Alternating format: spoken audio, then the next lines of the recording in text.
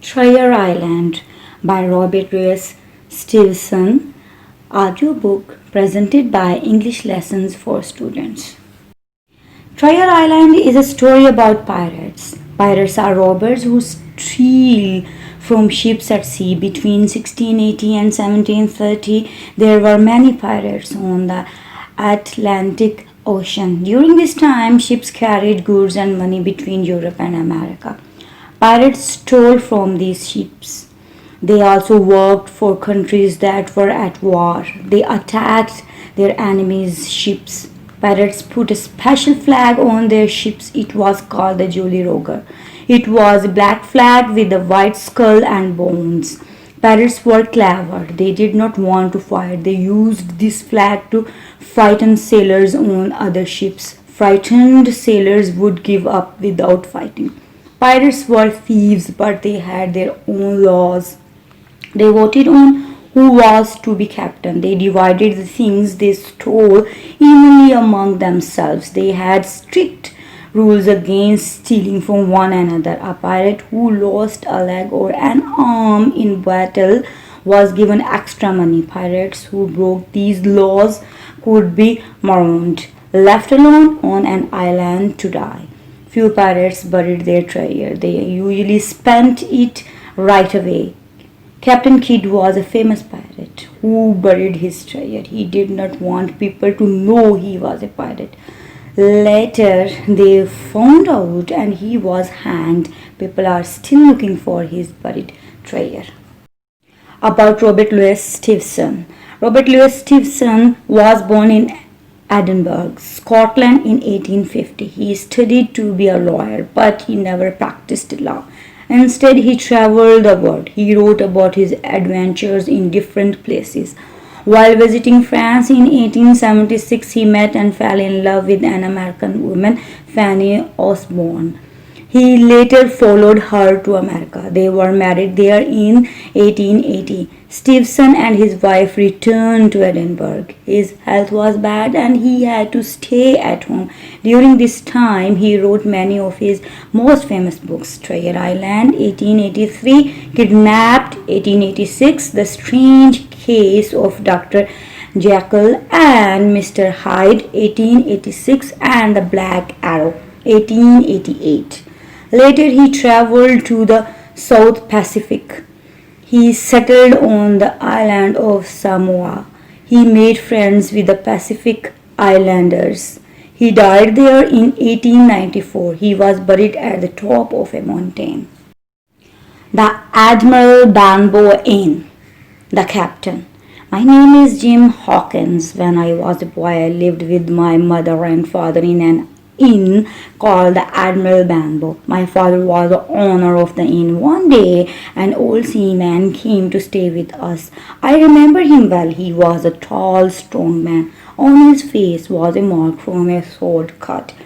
He brought his sea chest with him. This was a large wooden box. He kept it locked all the time.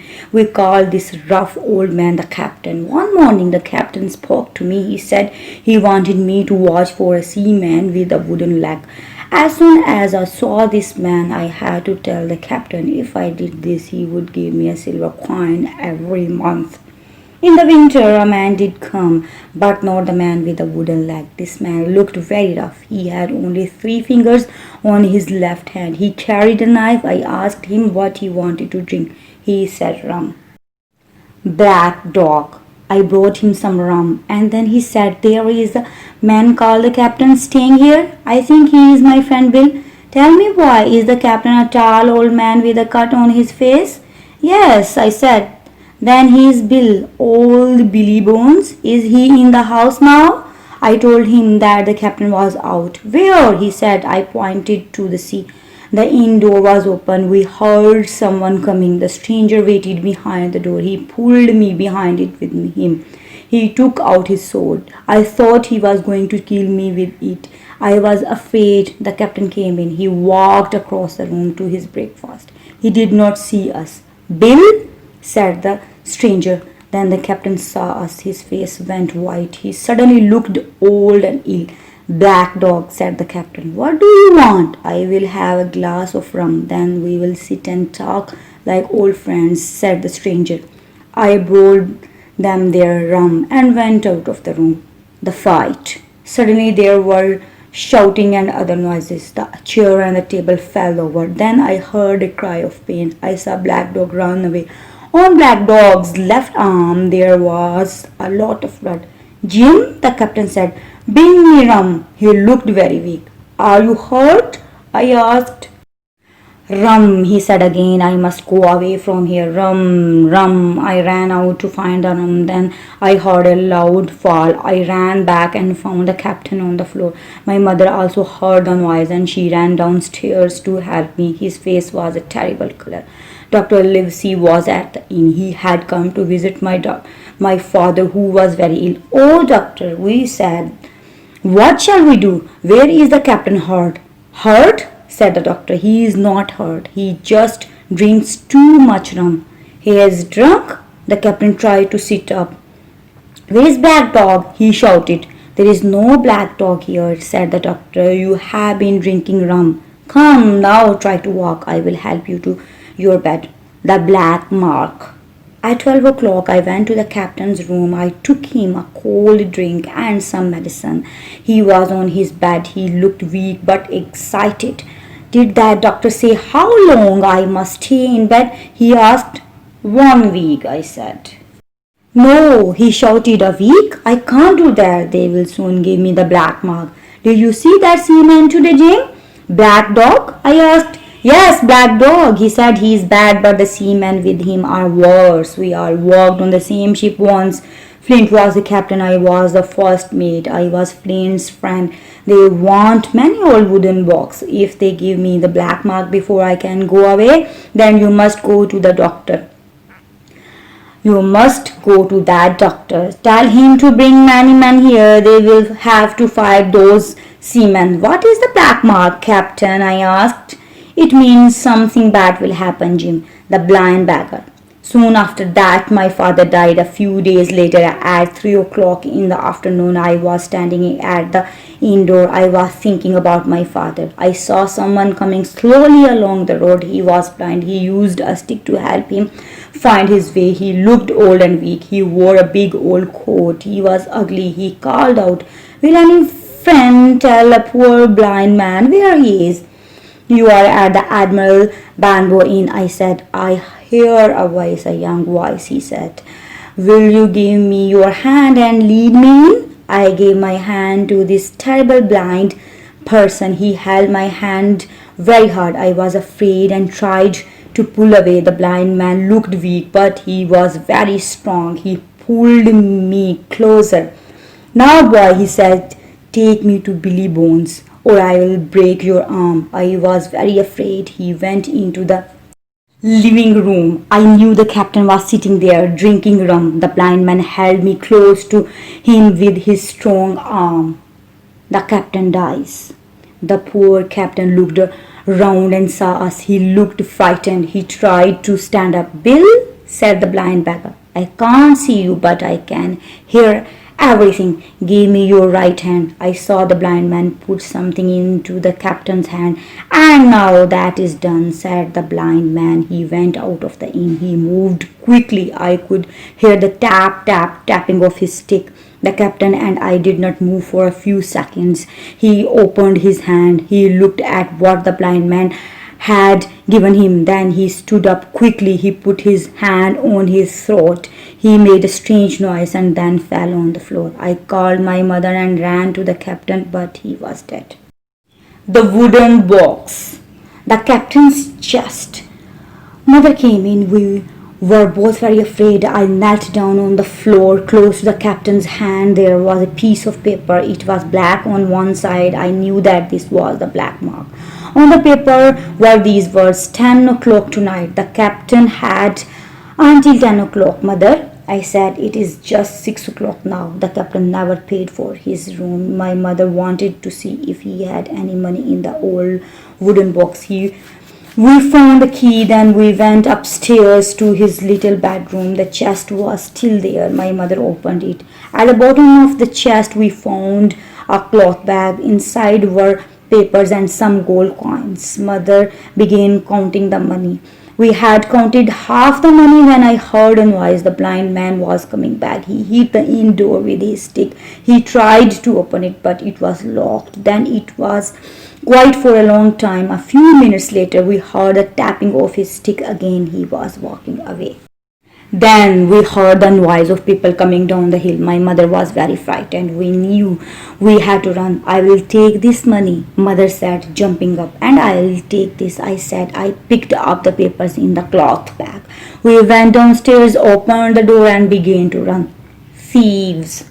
I wanted to know what was happening. I hid behind a small tree, and from there I could see the inn. 7 or 8 men were running towards the inn. The blind man was coming along behind them. Break open the door, he shouted. Some of them went into the house. 2 men stayed on the road with the beggar. A voice called from the room upstairs, Pew, they were here before us. Someone has opened the chest. Is it there? The blind man Pew shouted. Some money is here, said the man. I don't want the money, I want that map. We can't find it. Then Pew called to the man downstairs. Has Bill got it in his pockets? No, there is nothing here. The people who own the inn must have it. That boy, he has taken everything, said Pew. Look for them, find them. Suddenly there was the sound of someone calling from the hill. Then I heard horses. The seamen came out and began to run away. In half a minute only one man was left. It was Pew. He walked along the road, tapping his stick and calling to his friends. He shouted and ran when he heard the horses, but he fell down. Quickly he got up again, but he was not fast enough. A horse ran over him. The man on the horses stopped because of Pew. Pew was dead. I must go and tell Dr. Livesey about this, one of the men said. Can I come? I asked. I wanted to show the doctor the papers I had taken from the captain's wooden box at Square Trelawney's house. We rode quickly all the way. Dr. Livesey was not at home. He had gone to visit Square Trelawney, so we went to the Squire's house. When we arrived, one of the Squire's servants led us through a long hall. We went into a big room with a lot of books in it. Dr. Livesey and the Squire were sitting there by the fire. The Squire was a big man. He had an honest face. Come in, Mr. Dance, the Squire said to the man. Good evening, Mr. Dance, said the doctor, and good evening to you, Jim, my friend. Good to see you, Mr. Dance told the Squire and the doctor his story. The two gentlemen listened and looked at each other. They were surprised and interested. Mr. Dance, said the Squire, you are a very brave man, and you are a brave boy too, Jim. Mr. Dance left. The doctor said to me, Jim, do you have the papers they were looking for? Here they are, sir, I said. I gave him the cloth bag. Do you know who Flint was? Asked the doctor. Of course, said the Squire. He and his seamen were very ill men. They attacked many ships, they killed many people, and stole many treasure. Flint was the worst pirate ever. So you think he had some money then? The doctor asked. Money? Shouted the Squire. Of course he did. All pirates have money. Well, said the doctor, this cloth bag has something important in it. It will tell us where to find Flint's money. The captain's papers. The doctor opened the bag. He found a large piece of paper inside. It was a map of an island. Everything was marked on it, the names of the hills and the harbors. The island was 9 miles long and 5 miles wide. There were 2 good harbors and a hill in the center called Spy Glass Hill. The most important things were 3 red crosses. 2 of them were on the north of the island. The other one was on the southwest. Beside it, someone had written in red ink, most of the treasure is here. Livesey, said the Squire, we must look for this treasure. Tomorrow we will go to Bristol. In 3 weeks' time we will have the best ship in England and the best sailors too. Jim can come. He will be cabin boy. You, Livesey, will be the ship's doctor, and I will be the admiral. 3 of my servants, Redruth, Joyce and Hunter, will come with us. It will be easy to find the treasure and we will all be rich. Squire said the doctor. I will go with you, and I am sure Jim will too. But do not tell anyone else about this. There are some bad men who know about this map. They are not far away, and they all want that money. From now on, do not speak to anyone else about the treasure. Livesey, said the square. I will not say a word. I go to Bristol. His Pionola. We waited many weeks. Then one day a letter arrived. It was to Dr. Livesey and Redruth. Dr. Livesey was away in London. Redruth could not read, so I opened the letter and read it for him. This was what the letter said. Old Anchor in Bristol, March 1, 17. Dear Dr. Livesey, I have bought a ship. She is in the harbour and ready to go to sea. She is a good ship, but not very large. Her name is the Hispaniola. Everyone here was most interested when I said we were going to look for treasure. Redruth, I said, the doctor will not like that. The square has told my people about the treasure. I read more of the letter. At first, no one would join the crew of our ship. I wanted 20 sailors to help fight pirates. Then, one day I was lucky. I met a man who was once a sailor, but now he has a small inn. He said he knew all the sailors in Bristol. This man helped me find 20 men. Most of them are very ugly, but they all look strong and brave. The man who helped me wanted to go back to sea too. He told me he could work as a ship's cook, so I gave him the job. His name is Long John Silver. He has only one good leg. Both of you come to Bristol quickly. Bring Jim with you. John Trelawney. Long John Silver. After I read the letter, I was very excited. The next day after dinner, I said goodbye to my mother. I was sad to leave the Admiral Benbow, then Redruth, and I rode to Bristol. Squire Trelawney was staying at an inn near the harbour. As I walked to the inn, we passed many ships. They were from many different places. We found Squire Trelawney. When he saw us, he said, "Good, you are here. The doctor arrived last night. We are all here now." "Sir," I said, "when do we sail?" "Sail?" he said. "We sail tomorrow." The next day after breakfast, the squire gave me a note to take to Long John Silver at his inn. I found it easily. It was a happy little place. It looked clean and new. The people inside were all sailors. They talked very loudly. I stood at the door. I was afraid to go in. I saw a man come into the room. I knew he was Long John Silver. He had only one good leg. The other was a piece of wood. He used a crutch, but he moved about very quickly. He was tall and strong and had a big happy face. He looked kind and clever. He laughed a lot. I walked towards him. "Are you Mr. Silver?" I asked. "Yes, my boy," he said. "That is my name." "Who are you?" He saw the note in my hand. "Oh," he said after he had read the note, "you are the new cabman. Why?"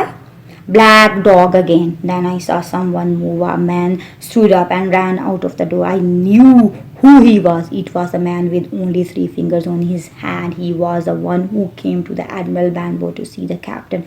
"Stop him!" I shouted. "That's Black Dog." "Who?" Long John asked. "Black? What?" "Black Dog, sir," I said. "He is a pirate." "A pirate?" said Long John. "And in my inn? Well, I don't like that." He called to one of the sailors. Ben, run and catch him quickly." Then he looked at me. "A pirate, you say? Jim? Black Dog? No, I don't know that name, but I think I have seen him before." "Oh, yes, I remember now. He often came in here with a blind beggar." I knew the blind man too. I said his name was Pew. "It was," shouted Long John. He was excited. "Pew, that was his name?" He looked very bad. "If we can catch Black Dog, Squire Trelawney will be very pleased." I watched Silver very carefully. I had seen Black Dog in his inn, and I did not know if Silver was an honest man, but he was a clever man. Ben came back and said he could not find Black Dog. Silver was angry. "Jim," he said, "we must go and tell Squire Trelawney about this." "The squire is told," Silver and I walked back along the harbor together. He told me about the different ships we passed. He knew many interesting things about ships and the sea. I enjoyed listening to him. I thought that I was very lucky to be sailing with Long John Silver. When we arrived at the inn, Dr. Livesey and the squire were sitting together drinking. Long John told them the story. The two gentlemen were sorry that Black Dog had escaped. They thanked Long John for trying to help them. Long John took his crutch and went out of the door. Everyone must be on the ship at 4 this afternoon. The squire shouted to him. Yes, said Long John. Squire, said Dr. Livesey, I think Long John is a good man. Yes, he is a good man, said the squire. Now we must go to the ship. Come on, Jim. Guns and swords. Captain Smollett. The Hispaniola was in the middle of the harbor. We took a small boat to reach her. When we arrived, I saw that the captain and the squire were not friends. The captain looked angry with everyone on the ship. We soon knew why. When we were in our cabin, he came in. Sir, said the captain, I must tell you something. I don't like this journey. I don't like the men and I don't like the first mate. Perhaps you don't like the ship, answered the squire. He was angry too. I think she is a good ship, said the captain. Then perhaps you don't like me, shouted the squire. Dr. Livesey stopped them. Don't be angry, he said. Captain, why don't you like this journey? I don't like going on trial journey, he said. It will be dangerous and we may be killed. I understand you, said the doctor. You may be right. You said you don't like the crew. Are they not good sailors? I just don't like them, sir, said the captain. The secret is now. I have something to ask you, the captain continued. First, the sailors are putting the guns and swords in the front of the ship. You have a good place under this cabin. Put them here. Second, your 4 servants have their beds at the front of the ship. I want them to sleep here beside the cabin. One other thing, someone has talked about the secret. Yes, we know who that was, said the doctor, looking at the square. The men say that you have a map of an island, said the captain. They say there are crosses on the map. The crosses show where the treasure is. They also know where the island is. I did not tell anyone that, shouted the square. I don't know who has the map, said the captain, but you must not tell anyone where it is. Captain, said the doctor, are you afraid the sailors will attack us? I didn't say that, said the captain. I think some of the sailors are honest. They may all be good men. The voyage begins. Soon the men pulled the anchor up. The ship began to move. The Hispaniola had begun her journey to Treasure Island. All the sailors liked Silver. He talked to them and helped them, and the kitchen was always clean. He had a parrot in the corner. Silver was always kind to me. Come here, Jim, Silver said to me one day. Come and talk to me and Captain Flint. Sit down here. I was surprised when he asked me to talk to Captain Flint. My parrot is called Captain Flint. You know, he said, it has the same name as the famous pirate. Listen, will we have a good journey, Captain Flint? Piece of eight, was all that the parrot said. It couldn't say anything else. What are piece of eight? I asked. Money, Jim, Silver replied, the kind that pirates keep in their treasure chests. We had some storms, but the Hispaniola was a very good ship. Almost everyone was happy. We were kind to the sailors. We gave them good food to eat and rum to drink. The doctor told Silver to keep a barrel full of apples on the deck. The sailors could have an apple any time they felt hungry. The captain said to the doctor, the men will not obey us if you are too good. But the doctor said the apples would stop the men becoming ill. The barrel was a good thing too. It saved our lives. Inside the barrel. It was in the 6th week of our journey to Treasure Island. We knew we were very close. The wind was good. Everyone was happy. It was nearly dark and I had finished my work. I decided I wanted an apple. There were only a few. I had to climb into the barrel to reach one. It was dark inside the barrel. Suddenly the barrel shook. Someone sat down next to it. I was going to jump out, but then I heard him speak. It was Silver's voice. No, said Silver. Flint was the captain. Pew and I were on Flint's old ship together. Flint was the best pirate, said a younger voice. Yes, and we all became rich on Flint's ship. Where's your money now? Asked the young sailor. My wife has it, said Silver. Well, said the sailor, I don't like Captain Smollett. I have decided I will work with you. You will be a good pirate, said Silver. I knew then that Silver was a pirate. Another man came and sat with them. Dick will work with us, said Silver. Good. When will we be ready? It was a sailor called Israel Hands. When we are very close to home, Silver replied. Captain Smollett is a good captain. He sails the ship for us, the square and the doctor have the map. They will find the treasure for us. They will help us put it on the ship. Silver's plan. Captain Smollett will sail the ship part of the way home. Silver continued. When we know the ship is going the right way, then we will be ready. After we attack them, will we kill them? Asked Dick. What do you think? Said Silver. Perhaps we will put them on an island, or perhaps we will kill them. I don't know yet. Flint would have killed them. Flint always said dead men can't talk, said Israel. You are right. I think we will kill them. When I am a rich man, I don't want to meet Squire Trelawney on the street. John, said Israel, you are a clever man. There is only one thing I want, said Silver. I want to kill Trelawney.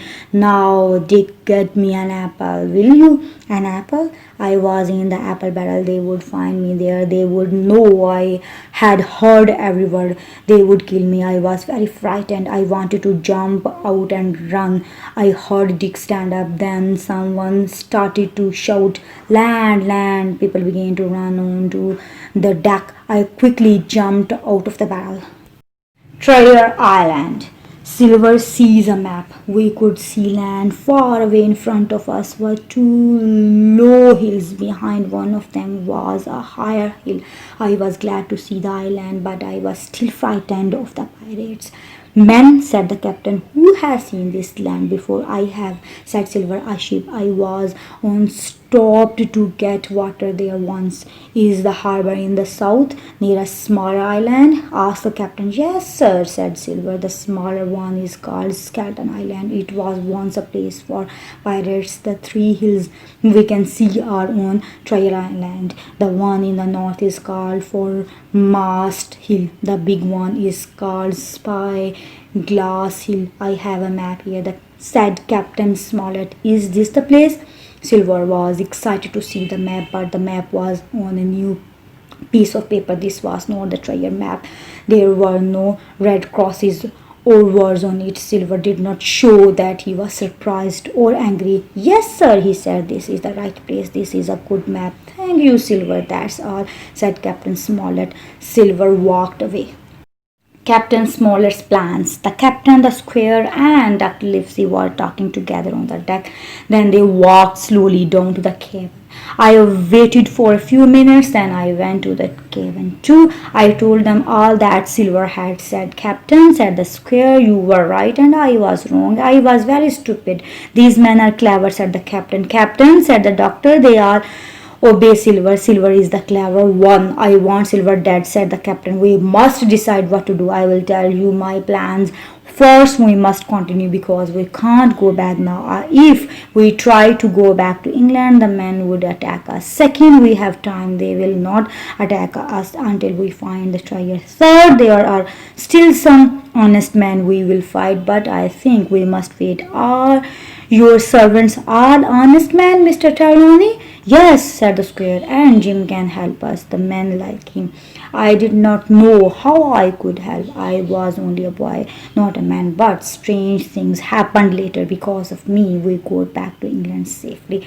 There were 26 men on the ship. Only 7 were honest people, and I was one of the 7. So 6 men and a boy were against 19 bad men.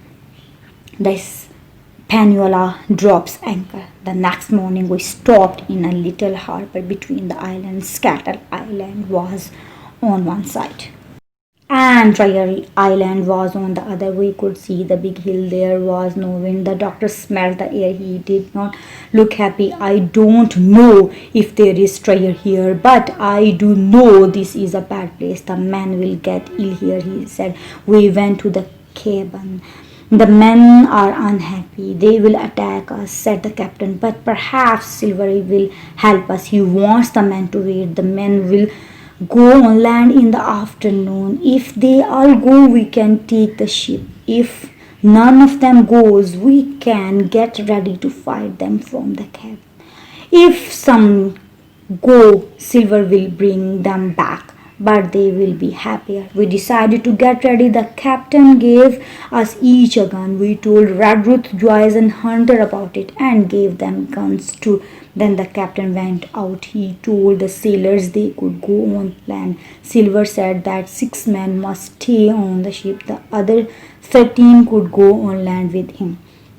Jim goes to the island. I decided to go on land too. I wanted to see Treasure Island. I got into one of the little boats. One of the men saw me. Hide here, Jim, he said. Then no one will know where you are. Silver called out from another boat. He was looking for me. He was angry and I was afraid of him. Boat arrived on the land. I got out quickly, ran into the woods and hid there. After a while I heard voices. It was Silver and one of the other men. They were talking loudly. Silver wanted the man to join the pirates. The man said he would never do that. Suddenly Silver took out his sword. He hit the man with it. The man cried out loudly and fell down. He was dead. I was very frightened. I ran and came to a place with no trees. There were small hills all around me. Only animals and birds lived there. I was happy to be alone and far away from Long John Silver. I walked through the island until it was late. It began to grow dark. At last I came to a wood and a little river near the sea. Then I saw something. It was running very quickly from tree to tree. It was like a man, but a very strange man. I remembered that I had my gun. I felt brave. I walked towards him. Mangum will help. The strange man knelt down in front of me. I looked at him. Who are you? I asked Mangum. He answered, I am poor Mangum. I have not talked to anyone for 3 years. What's your name? Jim, I told him. His face was nice. His clothes were all old. What happened to you? Did your ship break on the rocks in a storm? I asked. No, friend, he said. Flint's men put me on this island and left me here. Now I live here. I live quite well. I eat coarse meat and fruit and fish. Perhaps you think I look poor, but I am rich. Let me help you, Jim. I will help you and you will be rich too. Then he spoke in a low, quiet voice. Tell me, is that Flint's ship in the harbor? He asked. When I heard him say this, I knew he would help us. I told him the story of our voyage and about the danger. When I had finished, he said, Jim, you are a good boy. I will help you. Is the squire a kind man? I told him the squire was very kind and would help him. Now I said I must go. How can I return to the ship? I have a boat, said Mangum. I made it. It is under a white rock. We can go when it is dark. But what's that? We heard the noise of the ship's big gun. They are fighting, I shouted. We began to run towards the harbor. Then through the trees I saw a flag flying. It was the British flag. The first day's fighting. The doctor tells the story. The 2 boats left the Hispaniola and went to the island at 1 o'clock. The captain, the squire, and I were in the cabin. We were talking there. Then Hunter came to tell us that Jim Hawkins had gone. He was on one of the boats. We knew Jim was honest, but we were afraid he would not be safe. We thought the men would kill him. We ran on deck. The 6 men were talking on deck. We saw that the boats had reached the island. Most of the men had gone into the woods. 1 man was sitting in each boat. We decided that Hunter and I would go to the island. There was 1 small boat left and we would use that. We went to the other side of the island. We could not see the ship from there, and no one could see us. When we got to land, I jumped out and began to walk. Soon I came to a small hill. At the top, there was a wooden building with a fence all around it. It was a stockade. The stockade. There was a spring of water at the top of the hill. Flint had built a strong wooden house here many years ago. The house was big. There were special holes in the walls on every side. These were for guns. Suddenly I heard a cry. It was a cry of a man who was dying. I ran to the boat. Quickly we rowed back to the Hispaniola. All the people on the Hispaniola looked afraid. They had heard a cry too. The square thought that the pirates had killed us. The captain and I made a plan. We put guns, food, some brandy, and my medicine box in the little boat. The captain called to Israel Hands. Hands was the most important of the 6 sailors still on the boat. Mr. Hands, said the captain, the square and I have 2 guns each. If anyone moves, we will kill him. The sailors were surprised. The square made them go to the front of the ship. Joyce, Hunter, and I got into the little boat. We rowed towards the island. The men who were on the land saw us. I saw one of them run into the woods. He had gone to tell Silver. We carried the things to the stockade. Joyce stayed to watch. Hunter helped me carry more things from the boat. Then I rowed quickly back to the ship. The ship's cannon. The square was waiting for me. We took meat and biscuits and more guns and put them in the boat. Redruth came and got into the boat too. Then Captain Smollett came. The captain called to the 6 men in the front of the ship. Men, he said, can you hear me? Nobody answered. Gray, said Captain Smollett loudly, you must come with me. I know you are a good man. We heard men fighting. Then Gray ran towards the captain. A knife had cut his face. I'm with you, he said. Gray and the captain got into the boat with us, but we were not safe yet. We had to get to the stockade. We began to row towards land. Suddenly the captain spoke. Look, he said, we forgot about the big cannon on the deck. The 5 pirates were busy with it. Israel is good at shooting that cannon, said Gray. Trelawney tries to shoot Israel Hands. I could see and hear Israel Hands. He was telling the men to point the cannon at us. Which one of you can shoot well? Asked the captain. Mr. Trelawney is the best, I answered. Mr. Trelawney, please shoot one of those men. Sir, try to shoot Israel Hands if you can. We stopped rowing. Mr. Trelawney lifted his gun. Israel Hands was standing behind the cannon. Trelawney fired. One of the 4 men behind Hands cried out loudly and fell. We saw the men on the island looking at us. The pirates came out from the trees. They began to go to their boats. The men on the ship were ready to fire the cannon. They did not look at the man who was hurt. He was not dead. Ready, shouted the square. Row, shouted the captain. He and Redruth began to row the boat very fast. At the same time, we heard the gun from the ship as a heavy iron ball came flying towards us through the air. It dropped into the sea. The ball made water come into our little boat. The boat sank, but the sea was only a few feet deep. There, we had arrived on the island. We were lucky. No one was hurt. We walked to the land, but most of our things were in the water. Only 2 of the guns were dry. The other guns were too wet to work. Then we heard voices coming from the woods. We stopped thinking about things in the boat and ran to the stockade. Tom is hit. We ran through the woods. We could hear pirates' voices. Then we saw the stockade and ran faster. At the same time, 7 pirates ran out from the woods. They stopped. They were surprised to see us. We fired our guns. One of them fell and died. The others ran away. We were happy to get into the stockade. Then we heard the big gun. A cannon ball came flying across the trees. It hit Tom Redruth. He fell and I saw he was dying. We carried him into the stockade. He was a good man. The squire knelt down and kissed his hand. He was crying. Tom, he said, I am sorry I brought you here. In a short time, Redruth died. Later, the captain went on the roof and put the British flag there. We heard another cannon shoot. The ball fell into the woods behind us. All evening they were shooting the cannon at us. Most of the cannon balls fell outside the stockade. Later Gray and Hunter went to find the things that had fallen into the sea, but the pirates had already taken them. Thus, they saw Silver. He was back on the ship. He was telling the pirates what to do. The pirates had taken the guns. Now every pirate had a gun and bullets.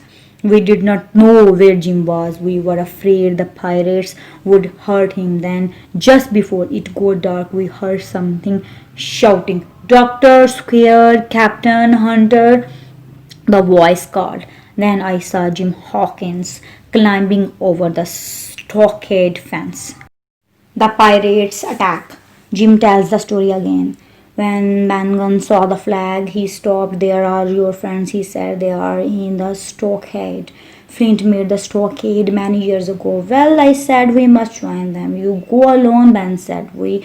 When they want me, Jim, I will be where you phoned me today. The man who comes must carry something white in his hand. He must come alone. Tell them I have something to say to them. I want to see the square or the doctor.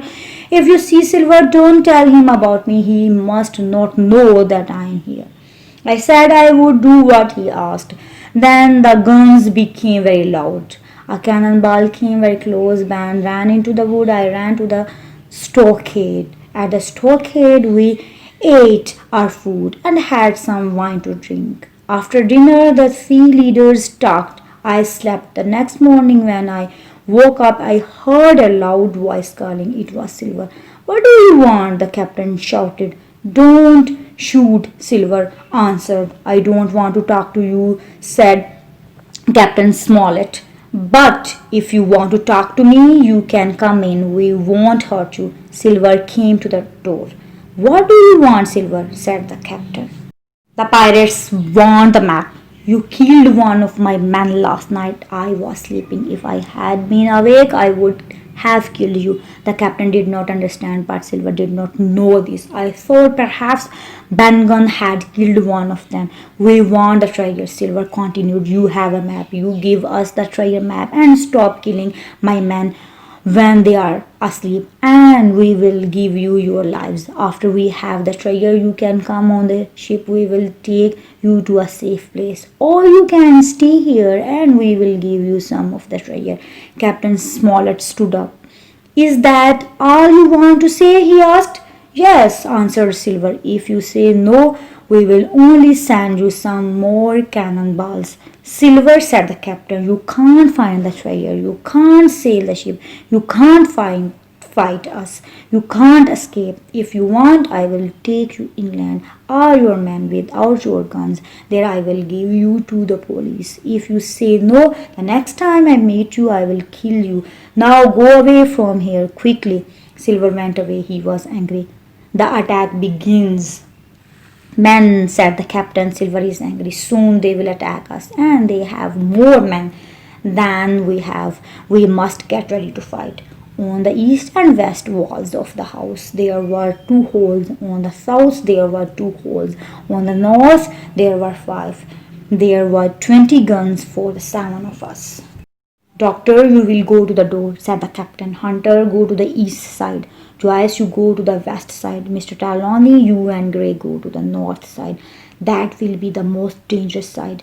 Jim, you and I will help the others. After an hour, the firing began on all the sides. Some bullets hit the house, but no one came in. Then it was quiet. Did you kill one of them? The captain asked Joyce. No, I don't think so, Joyce answered. Suddenly, we heard a loud shout.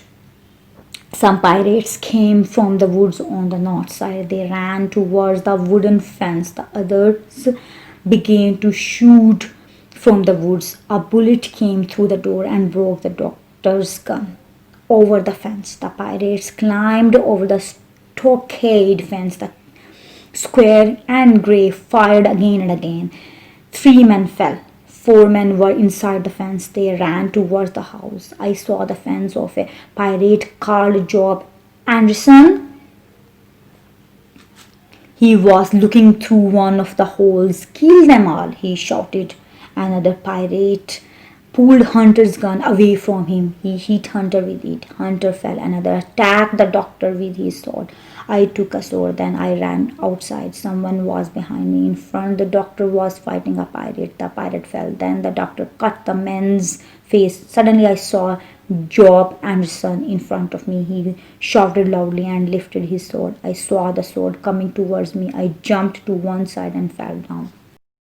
When I stood up, I saw the other pirates climbing back over the stockade fence. One man was on top of the fence. Gray was behind me. He had killed Job Anderson. The doctor had killed another man with his sword. The doctor shouted, "You men can go back inside the house now." The other pirates had all run away. The doctor, Gray, and I ran back to the house. We thought that the pirates would soon return. They would start shooting at us. Joyce was dead. In the center of the room, the Square was holding the captain. "The captain is hurt," said Square Trelawney. "Did they run away?" asked the captain. "Yes," answered the doctor, "but 5 of them are dead." "5?" said the captain. "That is good. 4 of us against 9 of them now." Back on the Hispaniola, Jim runs away. The pirates did not return. They did not shoot at us again. After dinner, the Square and the doctor sat with the captain to talk. When they had finished, the doctor stood up. He took his guns and swords. He put the treasure map in his pocket and walked out. "Why is the doctor going out?" Gray asked. "I think he wants to see Mangum," I said. I was right. We waited. I began to think the house was very hot. There were too many dead people around me. I hated being there. I wanted to run away. I put some biscuits in my pocket. I took 2 guns. I thought I would go to the sea and find the white rock. I wanted to find Mangum's boat. The Square and Gray were busy helping the captain. No one was watching me. I ran outside and into the trees. I found Mangum's boat. It was a strange boat and not a very good one, but it was very light and I could carry it easily. I decided to row to the Hispaniola and cut the anchor off. Most of the pirates were on the island. I knew they wanted to sail away. I wanted to stop them. When it was dark, I carried the boat to the water. I was lucky. The sea water was going out. It carried me little boat to the Hispaniola. Cutting the anchor rope. The waves were strong now. Soon I was holding the anchor rope. A few cuts and the Hispaniola would sail away on the waves. I cut the rope. The ship began to move slowly. Then I saw another thinner rope. It was at the side of the Hispaniola near the back of the ship. I wanted to see inside the ship's cabin. I took hold of the rope. I pulled and pulled. When the little boat was near the window, I stood up in it. I could see into the cabin. I saw Israel, Hans, and another man. They were fighting. I quickly sat down again and looked towards the land. Behind me I saw a fire. The pirates had lit it on the beach. I was frightened. Suddenly the Hispaniola moved. I heard someone shouting. I heard them running onto the deck. I sat down in Mangum's little boat so they could not see me. There was nothing they could do. There were only 2 men on the ship. All the little boats were on the island. I saw out at sea in Mangum's boat for many hours. Soon I grew very tired. I slept and dreamt of home and Admiral Benbow. When I woke up, it was light. I saw I was near the south end of Treasure Island. I was very close to the shore. At first I thought I would row my little boat to land. Then I saw the Hispaniola very close to me. I thought the pirates would see me and take me prisoner, but I looked at the ship and saw that it was not moving. Perhaps the sailors are drunk again, I thought. The ship sailed towards me for a minute and then stopped. This happened many times. The ship went north, south, west, and east, but always stopped before it had gone very far. Where are the sailors? I thought. If I can get on the ship, I could take it to the captain. I was excited. I was also thirsty. I knew there was water on the ship, so I became very brave. Going on the Hispaniola, I began to row towards the Hispaniola. I could not see anyone on the deck. The Hispaniola was not moving. I was almost there. Then suddenly the wind blew. I had no time to think. The ship came towards me very quickly. As the ship went past, I took hold of one of the ropes. I jumped. There was a noise. The Hispaniola hit my little boat and it went underwater. Now there was no way for me to return to the island, but I was alive. I climbed up the rope onto the deck. The deck was dirty. Everywhere there were empty rum bottles. Then I saw the two seamen. One was lying on his back. His mouth was open. Israel Hands was lying there too. His head was against the side of the ship. His face was very white. I saw blood on the deck around them. I thought they had killed each other. While I was looking at them, Israel Hands moved his head. He made a sound. He was very weak and in great pain, but I remembered he was a bad man. I walked towards him and spoke to him. He said only one word, brandy. I knew he would soon die. I ran to the cabin. I found a bottle of brandy. I took it to Hands. I sat in a corner. Are you hurt? I asked. Yes, I am the captain now, Hands. He looked angry, but said nothing. Hands, I said, I don't like that black pirate flag. I will take it down. I pulled down the ugly flag and threw it into the sea. Now the ship is are again not the pirates. I think, Captain. Jim, you want to go to land now? Hands said. Yes, I replied. I do. You can't sail her alone. I will help you. I will tell you what to do. You give me food and drink, and I will tell you how to sail her. All right? We decided to help each other. We began sailing to the north inlet. It was a sunny day with a good wind. We had water to drink and food to eat. I knew the others would be happy that I had the ship again. But Israel Hands was watching me. He watched and watched me while I walked. There was a strange smile on his face. It was an evil smile. Israel Hands, sailing the Hispaniola. Jim, said Israel, go to the cabin and bring me some wine. I knew he wanted me to go away, but I didn't know why. I answered him quickly, yes, I will go. I ran down the stairs, then I quietly went up the other stairs to watch him. I saw him move quickly across the deck. He picked up a sword that was lying on the deck. The sword had blood on it. He hid it near where he was sitting. I knew he wanted to kill me. I found the wine and went back on deck. Hands sat there as if he had not moved. He looked up when I came to him. He took the bottle. Now, Jim, he said, we will sail the ship to the island. We began to sail into the north inlet. Look there, said Hands. There is a good place. Flat sand with trees around it. He gave the orders. I held the tiller. Then suddenly he cried to the wind. I moved the Hispaniola quickly. We were sailing towards the land. Israel Hands attacks. I was excited and I forgot to watch Hands. I stood looking, watching to reach island. Suddenly, I heard a noise behind me. I looked. Israel Hands was standing there. He had the sword in his right hand. I was very frightened. He jumped towards me and I jumped to the side. I forgot about the tiller. It saved my life. The tiller hit Hands and knocked him down. I ran across the deck. I tried to fire my guns, but they did not work. Hands was hurt, but he could still move very fast. Suddenly, the Hispaniola hit the land. We both fell over. I stood up first. I ran to the ship's mast and climbed up.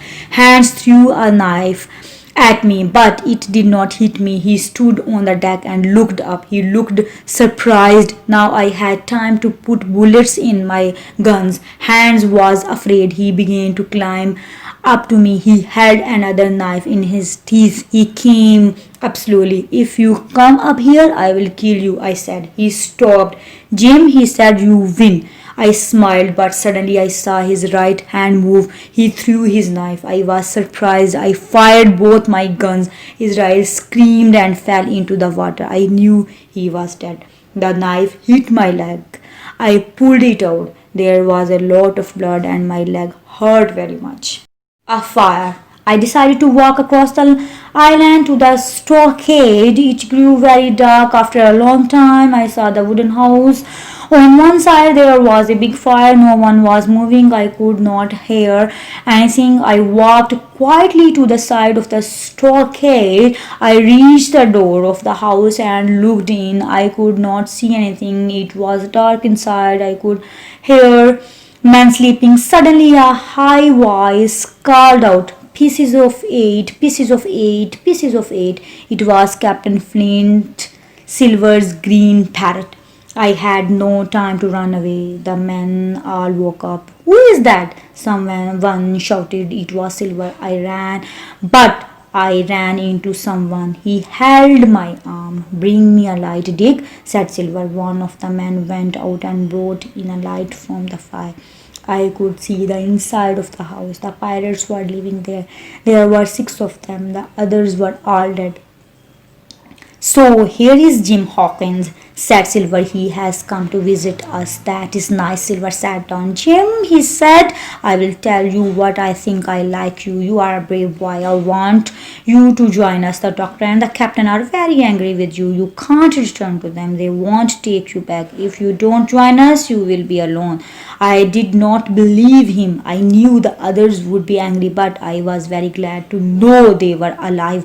"Well," I said, "where are my friends now, and why are you here?" Silver spoke kindly to me. "Yesterday morning, Dr. Livesey came to see us. He held a white flag."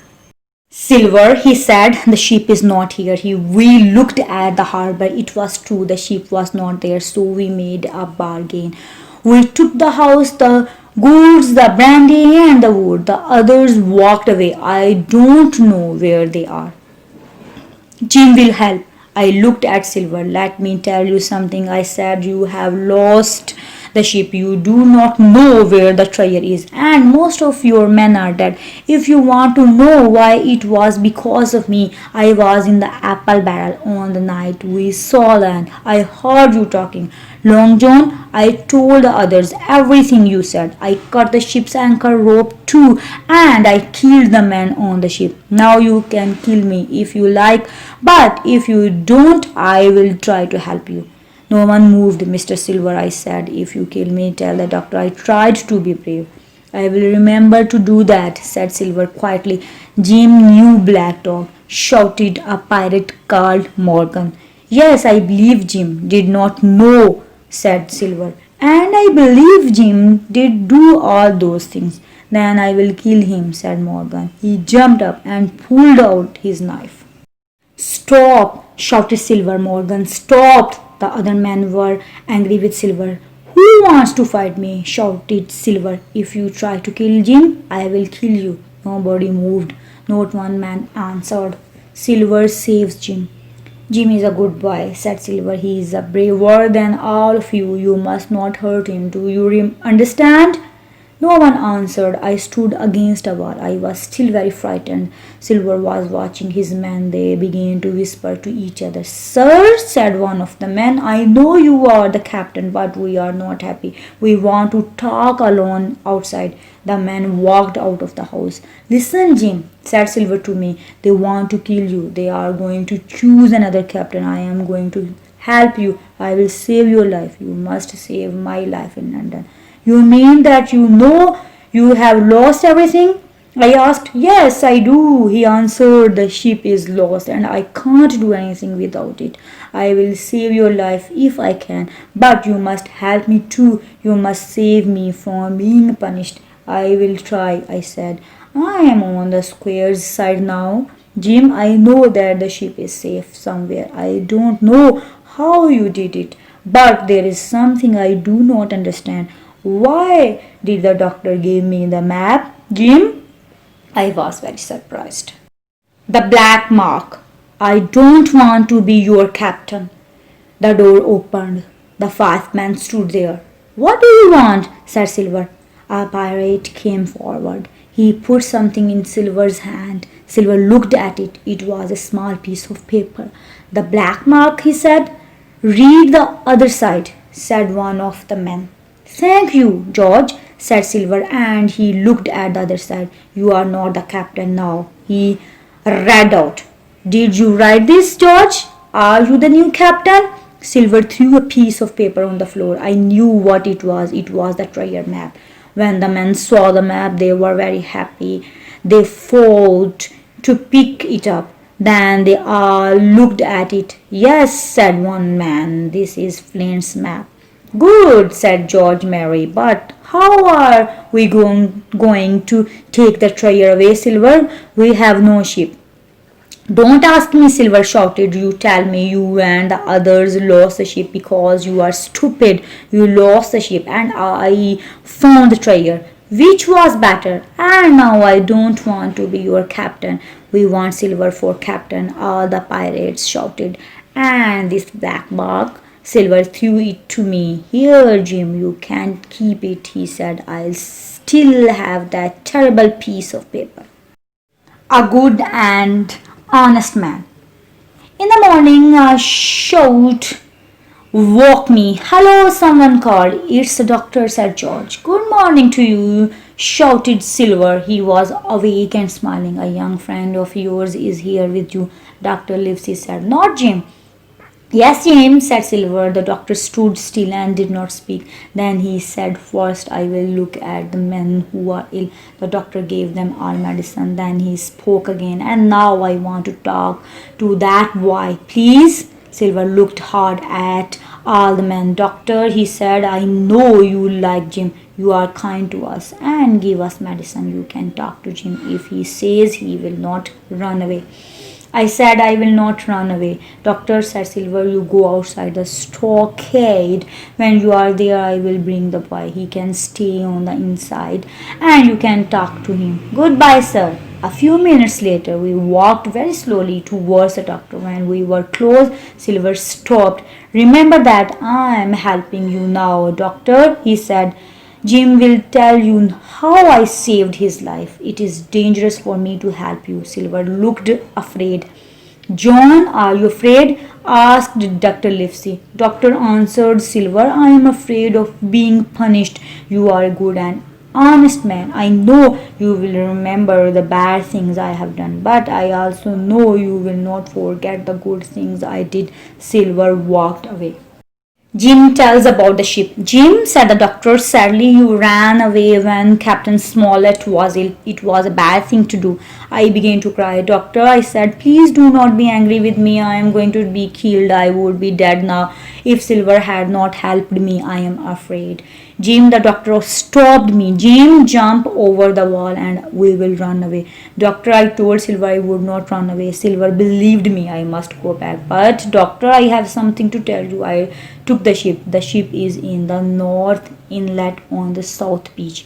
The ship, said the doctor, surprised. I quickly told him my story. You have saved our lives. Jim, said the doctor, you have helped us many times. You discovered the pirates on the ship. You found Mangum. Now you have got the ship back for us. Silver came back. We must go and find the treasure, he said. Then we can save my life and Jim's. Well, Silver, answered the doctor, when you find it, be careful. Call us if you need help. The hunt begins. The doctor went away. Soon afterwards, we left the stockade. We looked very strange. The sailors' clothes were dirty. Each man carried knives and guns. I had a rope around me. Silver held the end of it. I had to follow him. We went to the two boats on the beach. The men talked about the map. The words on the back said, tall tree, spyglass to the N of N and E. Skeleton Island, ESE by E 10 feet. First, we had to find the place and then we had to find the tree. We went to the mouth of the river on the side of the spyglass hill. Then we began to climb. We walked half a mile. We had almost reached the top when one of the men began to shout. The others ran towards him. The man had found a skeleton with old clothes on it. The skeleton was lying close to a big tree. Everyone was frightened. He was a sailor, said George Mary. These are sailors' clothes. Yes, said Silver, he was. But look, the skeleton's feet are pointing one way and his hands are pointing the other. They are above his head. Here is a compass. See which way the bones are pointing. The body pointed the skeleton island, ESE by A. This skeleton is showing us which way to go, said Silver. Flint did this. He had 6 men with him here. He killed them. This is one of them. Come, we must find the gold. We went. The pirates did not run now. They had seen the dead sailor. Now they were afraid. The treasure hunt. Ghosts. We sat down at the top of the hill. Silver looked at his compass. There are 3 tall trees, he said, and I think spyglass is that hill over there. It will be easy to find the gold now. Suddenly, far away, a high voice began to sing. 15 men on the dead man's chest. Yo ho ho, and a bottle of rum. The pirates' faces went white. Some of them jumped up. It's Flint, said Mary. The song stopped suddenly. I wasn't afraid of Flint when he was alive. I am not afraid of him dead, said Silver, but the others were very frightened. Don't talk like that, John, said Mary. The ghosts will be angry. That wasn't a ghost, said Silver bravely. It was like Flint's voice, said Mary, but no, it wasn't the same. It was more like, I know, said Silver. That was Mangum's voice. Yes, it was, shouted Morgan. It was Mangum. But Mangum is dead too, said Dick. Perhaps he is, but nobody is afraid of Mangum, dead or alive, answered Mary. The men laughed. Suddenly they were very happy. Soon they were talking again. They picked up their things and we continued walking. We reached the first tall tree. It was in the wrong place, so was the second. The third tree was very, very tall. Silver walked fast. He was excited. The gold is not there. We arrived at the foot of the tree. Come, friends, shouted Mary. The others began to run. Suddenly they stopped. They began to speak angrily to each other. Silver walked more quickly. The next minute he and I stopped too. In front of us was a large hole. It was not a new hole. There was grass at the bottom. Someone had found the gold and taken it away. They had taken it away a long time ago. The men were very surprised.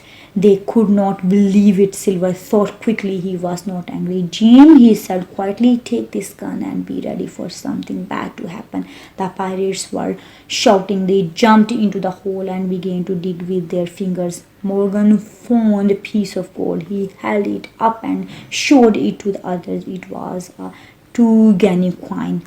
2 guineas, shouted Morgan. Is this your treasure, Silver? You stupid sailor. The pirates climbed out of the hole.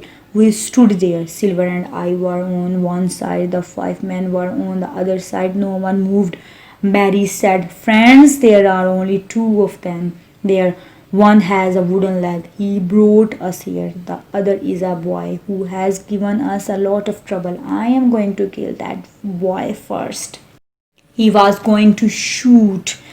Then there was the sound of 3 guns firing from the woods. Mary fell into the hole. Another man fell on his side. The other 3 ran away into the woods. The doctor, Gray, and Mangum came out of the trees. Mangum's place. As we walked back to the boats, the doctor told us their story. Ben had found the skeleton and the treasure when he was alone on the island. He had carried the treasure to the cave where he lived. Mangum told the doctor about this on the afternoon of the attack. The next morning, the doctor saw the ship had gone. He went to Silver and gave him the treasure map and the goods. Then they all moved to Mangum's cave. Mangum had a lot of food there and they could watch the treasure there too. Then that morning the doctor had phoned me with the pirates. He knew they would take me with them to look for the treasure. He decided that the squire should stay with the captain who was still ill. Gray and Van Gun went with the doctor to the old treasure hole. Van Gun got there first. When Van Gun saw us coming, he decided to be Flint's ghost. I was lucky Jim was with me, said Silver. You would have killed me. That is right, said the doctor. The treasure. Outside Ban's cave, the squire met us. He was kind to me. Then he saw Silver. Long John Silver, he said, you are an evil and bad man. I was told not to punish you. Well, I will not, but many men are dead because of you. Thank you, sir, Silver said. Don't thank me, shouted the squire. I want to kill you. Then we all went into Mangum's cave. It was large. There was a little spring inside with clear water. The floor was sand. Captain Smollett was in front of a big fire. I saw the gold, the treasure in the corner. 17 men died because of it. The next morning we began work early. The gold had to be carried a mile to the beach. Then it went by boat to the Hispaniola. We were busy all day. We walked many days carrying the gold to the ship. It was very heavy.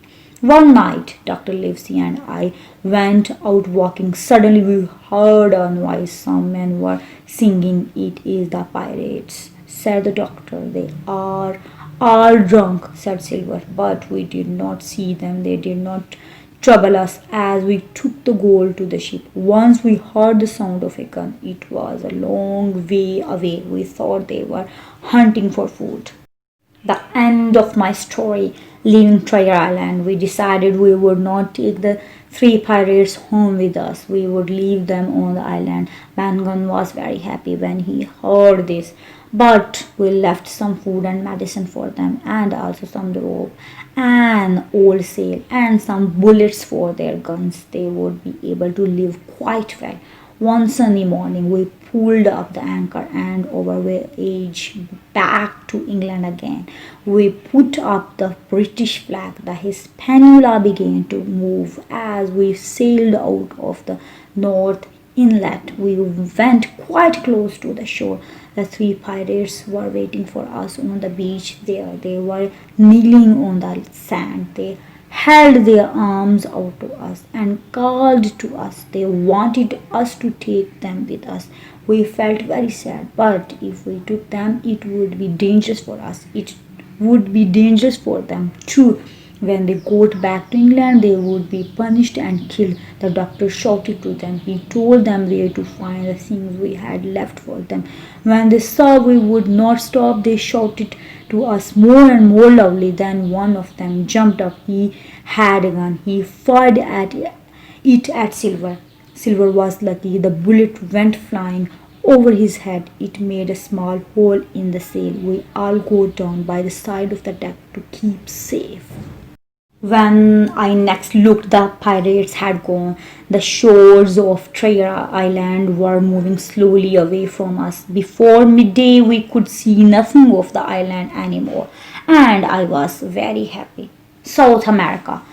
There were only 7 of us. The captain was still too weak to work. Silver could not walk very well with his wooden leg, and I was only a boy. It was difficult to sail the Hispaniola with so few men. We all worked very hard and we all got very tired. We sailed to the nearest harbor to get some more men. It was in South America. The doctor and the squire went on to the land. They took me with them. We went to see the town and to look for men to sail the Hispaniola. Here we met the captain of a large English ship. He took us to his ship and gave us a good dinner there. When we returned to the Hispaniola, it was nearly morning. Silver leaves us. We found Mangum standing alone on the deck. He looked very excited. Silver has gone, he said. I saw him take a little boat and row away. You should have tried to stop him, the squire said.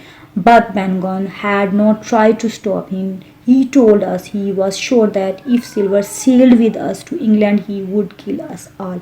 We went down to our cabin. Some of the treasure had gone. Silver had cut a hole in the wall and taken one of the bags of gold. I think we were all happy that he had gone. The gold he had taken was not important. There was plenty of treasure left for us. The next day we soon found some good men to help us sail the ship. We returned to England safely. We were happy to get home, but sad as well. Of all the men who had sailed away from Bristol in the Hispaniola, only 5 of us came back. Almost all the others were dead. We all took a large part of the treasure. Most of us did good things with the money. Captain Smollett does not work at sea anymore. Gray used his money to study. He now has his own ship. He is married and has a family. Mangum received £1,000. He spent it all in 19 days. On the 20th day, he started begging. We gave him a small house in the country. He lives there and sings in the church on Sundays. All the people like him. I do not know where Silver is now. Perhaps he is living happily with his wife and Captain Flint, the parrot, in South America. I'm sure there is a lot more of Flint's treasure somewhere on the island, but I will never go back there. I hate the place. Sometimes late at night, I still hear the noise of the waves breaking on those dark shores. I dream about Silver's parrot. I suddenly sit up in bed, frightened, and hear it shouting, "Pieces of eight, pieces of eight." Thanks for listening. For new videos, don't forget to subscribe my channel. And if you like my videos, please share and like.